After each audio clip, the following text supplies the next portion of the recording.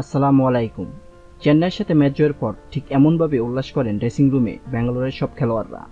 চেন্নাইয়ের সাথে গতকাল প্লে অফে টিকে থাকার জন্য কঠিন এক লড়াই শেষে শেষ পর্যন্ত ম্যাচ জিতে যায় বিরাটের রয়্যাল চ্যালেঞ্জার্স ব্যাঙ্গালোরে। চেন্নাইকে হারিয়ে প্লে অফের টিকিট শেষ পর্যন্ত নিশ্চিত করে ফেলে বিরাটরা।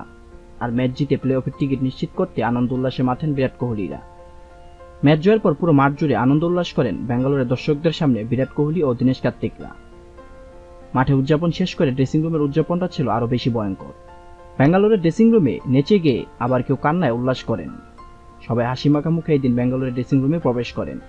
ড্রেসিং রুমে যেতে বড় ভাই দীনেশ কার্তিককে কুলে চড়িয়ে নাচেন মোহাম্মদ সিরাজ। ছোট ভাই সিরাজের কুলে চড়ে দীনেশ কার্তিকও নিজেও হারিয়ে যান আনন্দ উল্লাসের মাঝে। পরে সিরাজ ও তার সতীর্থরা মিলে ডাব্লিউডাব্লিউ রোমান রেইন্সের উদযাপন করেন ড্রেসিং রুমে। সবথেকে বেশি মজার ঘটনা ঘটান বিরাট কোহলি ও ক্রিস গেইল। মাঠের মধ্যে করা নিজেদের সেই পুরনো সেলিব্রেশন করেন গেইল ও বিরাট ড্রেসিং রুমে, যা দেখে সবাই রীতিমতো মুগ্ধ হয়ে যান। ক্রিস গেইল এসে ব্যাঙ্গালোরের ড্রেসিং রুমটাকে আরও মাতিয়ে তোলেন আনন্দ উল্লাসে। অনেকে আবার প্রিয়জনের সাথে মোবাইলে কথা বলতে গিয়ে আবেগে কান্নাও করেন। সব মিলে এই দিনে ব্যাঙ্গালোর ড্রেসিং রুমের অবস্থাটা ছিল বেশ উল্লাসিত। সবাই নিজেদের মতো করে এই জয়কে সেলিব্রেশন করে রেখেছেন, যা দেখা মাত্রই দর্শকরা বেশ মুগ্ধ হয়ে যান।